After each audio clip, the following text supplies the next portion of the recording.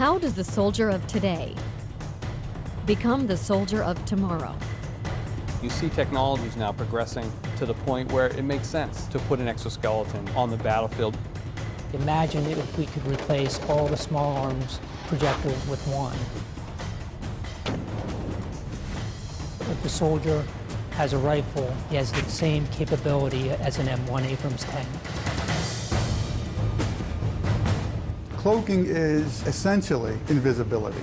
I think you can think of many possibilities where you're out in the battlefield and you'd like to not be seen.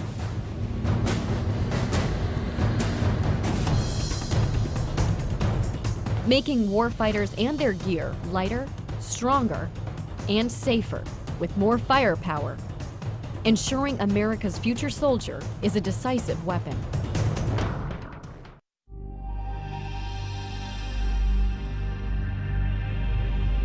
There are so many tasks within the Army that we ask soldiers to do every day that are heavy lift tasks, that are sustainment, that are long-term marches. And if we can provide something that makes what they do every day easier or allow them to do it for a longer period of time without physically getting exhausted, it helps them on the battlefield. Whether it's advanced sensors, whether it's running faster, to be able to carry a heavier load for a longer distance, a device that knows you, that can learn you, and if it needed to, it knows how you walk, so maybe it takes you back.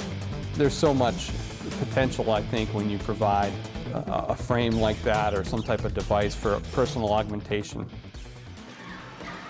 One of the issues we've been looking at to distribute the load effectively or to help the soldiers carry load is the idea of the wearable robots or the exoskeletons. We looked at the full body exoskeleton as well as just strictly a lower body, and where the lower body is just carrying the backpack load, and a full body has the ability to either do that or carry a manual load carriage in the arms. At this point, the engineering has demonstrated that it can work. So the next question is, as physiologists and biomechanists come together with engineers, the question is how well will it work? If soldiers are expected to carry 120 pounds and walk at 3 miles an hour in the field, we're certainly going to evaluate it to that degree in the lab. And one of the things that we've gotten smarter with over the years is that you can't just take a novel piece of equipment and expect someone to wear it. So as we get smarter in our research protocols, we've been building in more and more learning time, familiarization. It's an interesting feedback that we get. Some of the soldiers felt like they were more used to carrying the backpack by itself without the device because that's what they're used to, whereas other volunteers felt like they'd rather feel the effects of the device than rather have to feel the effects of the load on their shoulders. We've tested 2 prior versions, and each time we're seeing incremental improvements in how well it works. Our long-range research plan is to be able to address things in a very isolated environment here in the lab, and then to grow that research out and start getting into the field more. You have to enhance the soldier's strength to enable him or her to carry what they need to carry, giving him a better fit to the equipment that we have and actually designing and building equipment around his needs. The exoskeleton is an option that we have. It can provide considerable strength to carry things. One of the disadvantages is cost. And the question is the maintenance. The question is who would be wearing the exoskeleton, on what missions.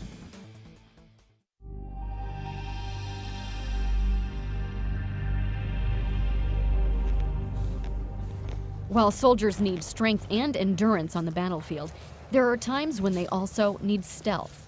Camouflaged uniforms can help soldiers move undetected when the mission calls for it. In the future, a revolutionary new technology might even make the soldier invisible. If I were to make myself invisible to you, what I would do is I'd get a cloak. And the cloak would consist of a cylinder that I would put around me. What would happen is the light coming from the wall back there would hit the back of the cloak, come around, and then go right to you. So you would see basically right through me. With metamaterials and the new kinds of materials that we are developing, we are able to control light as never before. It's like a whole new ball game. You start with some sort of given material like silicon, let's say, or something like that, and then you embed it. You embed it with small nanoparticles or tiny gold rods or maybe even tiny slivers of semiconductors. Now, by making these metamaterials, we're able to control light in these new ways. All the textbook things you read about light are now wrong. We can do things that beyond all these limits. So what we have here is actual experimental data of a working cloak. This works at microwave frequencies. This region here is what you're cloaking? So this region inside is the cloak, what would be cloaked, and this out here is the cloaking material. This is a truly invisible device. It's not just transparent like a piece of glass, where you can see that there's a piece of glass there because it distorts the scene behind it. This actually perfectly reconstructs everything. The Duke group did a very important experiment when they verified these ideas using microwaves, long waves. It proved that the concept of cloaking, the concept of metamaterials, the transformation that was used to make the light go around, it proved all those things were correct. But its limitation is that it was at one specific wavelength and not a visible wavelength. So there's 1,000 challenges in bringing that up to the visible. One of the most advanced concepts is the conformal cloak. And that's like a blanket. That's something that you could put around any object. Now the thing about a tank is it doesn't change shape too much. Turret moves and so forth, but there you know the shape, and then you could design a conformal cloak that fits right on the metal and render it invisible. Anything that fits around a person or an object, so a shirt, it could be the uniform, or it could be a blanket they put around themselves. I think the applications are widespread. It's just that we're not ready to build things like that yet. They're just years off. It's going to be a while before soldiers have cloaking devices, but that's the ultimate goal.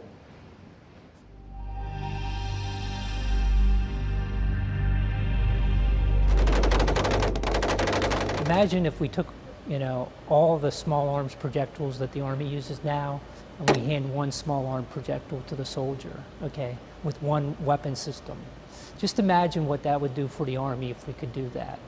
And imagine a projectile 10 to 20 times more powerful than anything used by today's soldier. To get that bigger bang, Army researchers are trying to develop a new kind of explosive, using what they call disruptive energetic materials. Currently, we're exploring materials that you normally would not consider to be explosives, such as nitrogen or hydrogen or carbon monoxide. These are materials that we're planning on putting in the Army capabilities within 15 to 20 years, so far-term research. They're testing the use of lasers as a possible way to trigger the awesome explosive potential of these exotic materials. We're also working on materials that have what we call dial yield performance. That is, the soldier himself could decide what type of performance level he wants out on the field, where you could have one explosive doing the job that we have several explosives doing right now. The soldier would be able to control that effect in the future. You could potentially use that round against an armored vehicle to destroy it. Take it to the far extreme, we could also have non-lethal capability into that round by just understanding and controlling those materials. This is a whole new class of materials that if we do it correctly, it's a game changer. So one of our other challenges is being able to hit the target every time. That's our future vision. Every time the soldier pulls the trigger, he hits the target. So our focus is developing the technologies that will allow those precision-guided munitions to be produced at a very affordable cost. For the shoulder launch systems, we're looking at literally shrinking the capability that you would get out of a tank or an artillery round today into something that a soldier could launch from his shoulder. Another huge challenge for us is engaging targets in urban environments between buildings. So a system like this would allow him to shape that trajectory to fly up and over and actually come back into the reverse side and then tailor the effect, the warhead effect itself.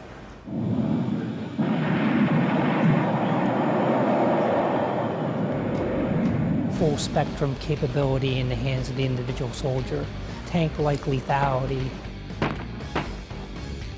So one round that would replace many, many rounds is where we see the future of lethality going.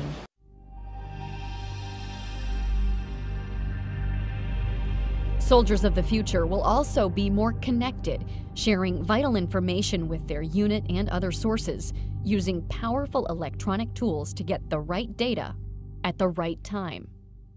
You have to limit the information to what the soldier needs to function. Situational awareness will be coming to him from sensors. He has to have his own sensors. Just getting into a good position, over. We've got to make sure not only soldiers can talk to each other by voice comms and by messaging.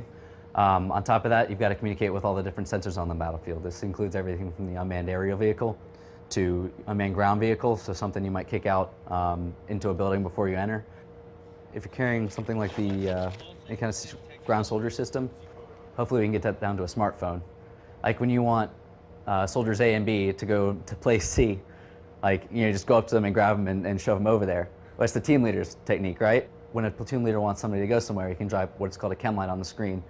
That tells them instantly where to go. So when a platoon leader wants two squads to maneuver, you know, kind of around building X and the other one to come up to the front of building X. So with the screen, hopefully you'll just be able to say, you here, you there. You give him the information that he needs in terms of where he has to go, who is with him, how, you know, what you should look out for on this road, what's the experience. You would be able to sense infrared, sense invisible, have a receiver for your radar. You could put the optic, slide the optic off of your helmet, and the optic would tell you there is an unknown at 800 meters to your front, moving from left to right. So he could see the target, he could gain instant advantage in terms of situational awareness. He's got all the information he needs in a very compact form, either on his wrist, on an optic that comes across his face. Those are the kinds of things that would make his job much easier. For the most part, our target audience, it really is the individual soldier. That typically is, again, looking at developing the beginning stages of technology that is, for the most part, going to be used by the soldier on the ground. You can have applications that enable you to plan new routes in a more efficient manner. Ways in which you can display information coming from a forward operating base in a more efficient fashion. Or custom tailoring displays and custom tailoring technologies to the individual roles within a squad. So instead of everybody getting everything, then you have the right information in the hands of the right people at the right time. And all of that kind of builds together to make the soldier more efficient. As a result, we're looking at the brain and the body in the context of the mission.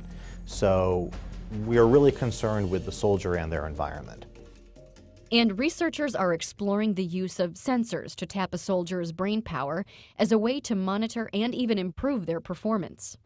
These systems, by their nature, have to be located on the head, which means they have to be located under a helmet.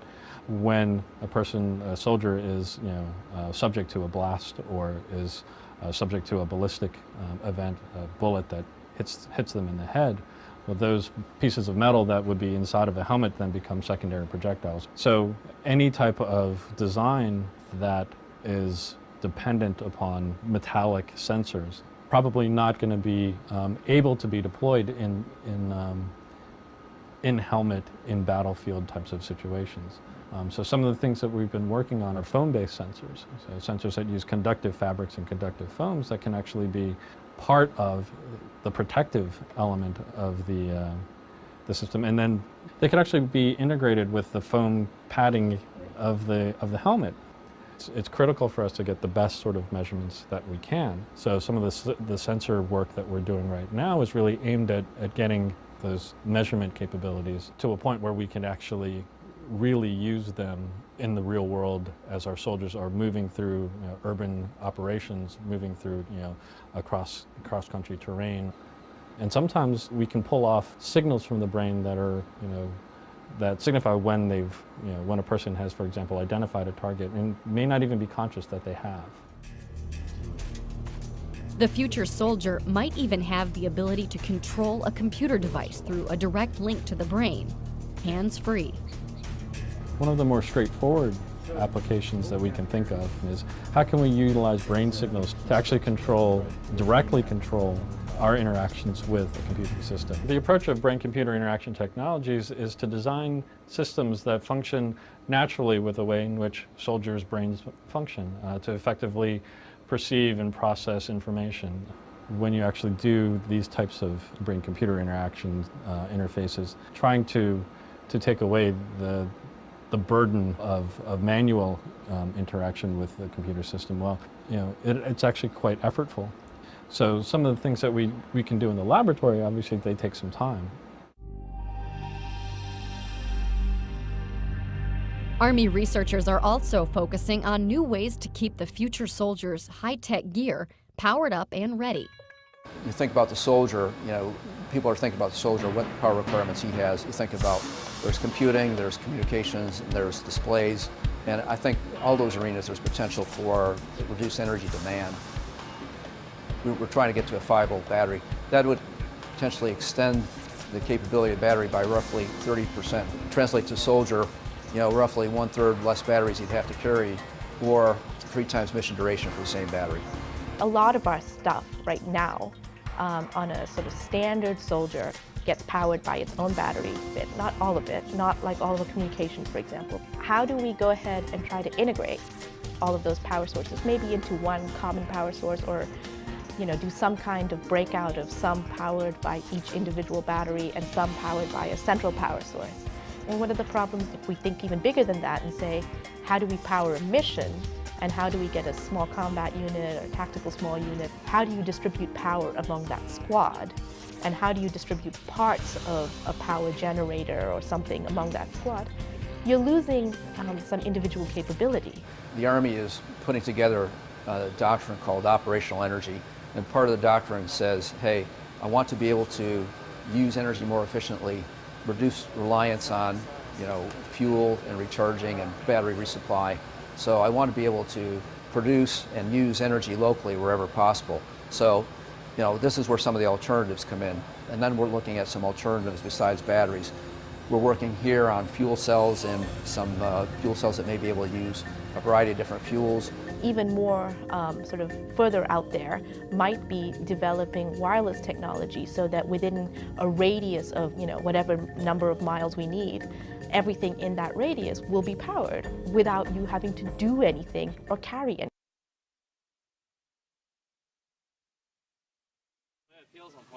One of the things we realize is that the soldier is not a person who can carry any weight you want to put on his back.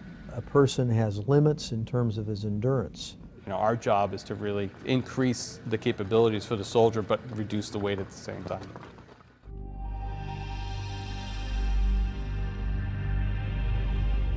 From the science and technology point of view, it's a total ground-up development effort at headgear design. Lighter, stronger, more integrated. We want a streamlined solution that commanders can up-armor or de-armor their soldiers depending on the mission. Lightweight materials that are not going to induce near or short-term injuries to the neck and back. Lighter materials for improved mission performance, and just the overall streamlined system. We're looking at the balance and the center of gravity of the helmet from the biomechanical point of view, and then to go along with that, we're taking a look at the weight of the helmet, obviously, to reduce soldiers' load. We're investigating some new heads-up display technologies, more particularly see-through heads-up display. You have that micro display, it's a solid piece of equipment, and it reduces your field of view. So we're looking at technologies that will help open up that field of view and give the soldier more peripheral vision. Soldiers are experiencing a lot of wounds to the face due to secondary blast odor effects, whether it be glass, rocks. The different communities are looking for some sort of lower face protection that they can add on if they want to. If you want to be able to protect against every single threat that's out there, you're going to have a 10-pound helmet, which is not going to be good for the soldier. Not only for their situational awareness, but the short term, they're being able to accomplish their mission. Long term, possibly long-term disability or injuries. The idea is that we're always on the hunt for new materials that are going to give us a decisive advantage. The future helmet technology here we see largely in exploring new materials to address what we would consider new issues. Rifle protection, blast resistance. Historically, helmets have been designed for ballistic resistance. They have not been designed for blast. But as you know, it's an increasing concern, like what's the impact of blast on the soldier? And that's what we're exploring now, is how do we reduce the incoming impulse to the helmet and actually ultimately to the brain.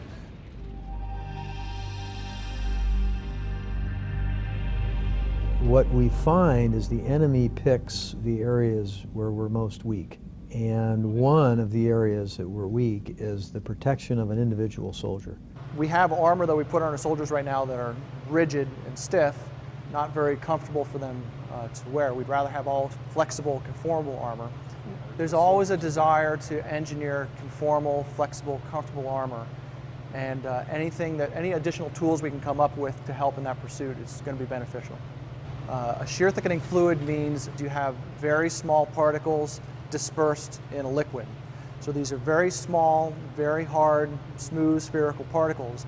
And what's really interesting about this is this, by volume, is over 50% solids. So over 50% of this is solid glass.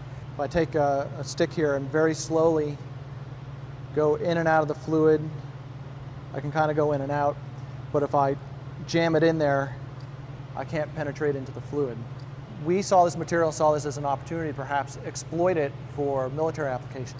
Our body armor that we wear right now is composed of fabrics like this. It's a plain woven Kevlar fabric, great ballistic protection. Now, if I take the same fabric and I add the shear thickening fluid to it, it kind of acts like a glue that kind of holds together the yarns and fibers, does not permit them to slide past each other. So when I engage it with the awl, its only option for getting through is to break Kevlar. It's not going to let things slide out of the way, and you're just not strong enough to break Kevlar by hand with a tool. So I get that great puncture protection with something that's still nice and flexible. The heavy lifting is still done by the fabric. You need a high-performance fabric in there. This is just altering the way the fabric is interacting with the thread. You're not going to see the fabric disappear and be replaced by purely fluid. It's because we're taking ballistic fabrics and treating them to give them puncture resistance. We can actually make a body armor material that has both puncture resistance and ballistic resistance. This technology primarily is addressing the soft part of the armor. So potentially, if it's designed properly, we could look at reducing the weight or the thickness of the vest. And because of the unique properties of this material, it gives us a lot of opportunities to really tune performance and potentially get us into doing things like creating extremities protection for the arms, the legs, the groin. This is basic research at this point, 5, 10, 15 years. And in fact, as we continue to learn more about the material, we might discover a completely new direction that will lead us down a different path. And soldiers are playing a key role along that pathway by providing a unique blend of feedback on behalf of the future soldier. An HRV is a human resource volunteer. We go and recruit these soldiers out of their schoolhouse, and we just tell them what we are about, tell them that they can come here and just be volunteers for certain programs that we have. Typical cycle, we can have anywhere from 25 to 33 volunteers, depending on how many studies are going on. They're each here for approximately 90 days each. The first time we went in, they brought us to 5,000 feet, back down, and then they brought us up to 11,500 feet. And then we sat in there for a good half an hour just to see if everybody was okay with it. No one was getting sick or altitude sickness.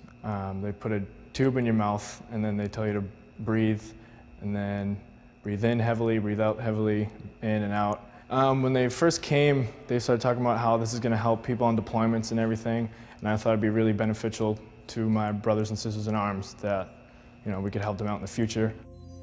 We're really just beginning to understand the relationships, all the intermingling relationships between the brain and the body and the environment. The nice part about virtual environments, immersive virtual environments, is you can control every aspect of the environment. You as the experimenter know exactly what variables you're manipulating, but at the same time creating a very realistic, immersive, again, sense to the soldier. Enemy down. All right, moving into the building. We could measure a soldier's ability to walk toward or away from targets. We could measure how quickly they respond to situations, or how quickly they make decisions between potential targets. So we can use these data to construct kind of models of soldier performance. Enemy down. So a piece of technology can have a load associated with it if it distracts you, if it requires your attention periodically. The goal, of course, is to have it complement the soldier in a natural way.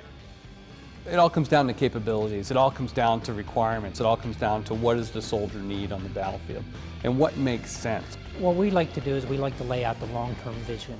But when we see the golden nugget, the potential game changer, we introduce that much quicker into the force. I like to think imagine. And right now we're what if in many other fields too. So that's a very important part of what we do. And then of course you have to back it up by reality. And sometimes, you know, reality is just a blade of a guillotine, cutting your idea the head right off it. But every once in a while, the ideas work out.